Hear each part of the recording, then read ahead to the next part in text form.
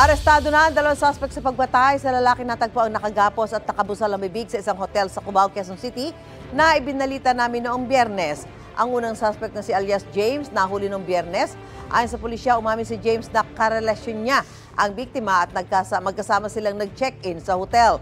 Tinangay umano ni James at ang kasabot niyan si alias Michael ang cellphone, laptop at motorsiklong dala ng biktima. Natunto ng pulisya si alias James dahil sa ID niya ang gamit sa pag-check-in sa hotel. Nagsumbong din sa pulisya ang kaibigan ng biktima na nagmamay-ari sa motorsiklong ninakaw.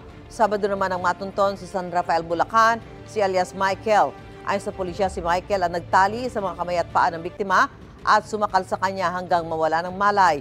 Plano lang daw ng dalawang suspect na nakawan ng biktima pero nanlaban siya kaya napatay. Na-recover ang motorsiklong tinangay ng dalawang suspect. Hindi pa nababawi ang laptop at cellphone.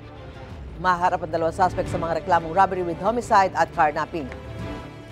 Gate ni alias Michael, hindi niya kilala ang biktima at sinama lang daw siya ni alias James. Tumanggi namang magkomento si James. Gusto mo bang mauna sa mga balita? Mag-subscribe na sa GMA Integrated News sa YouTube at tumutok sa unang balita.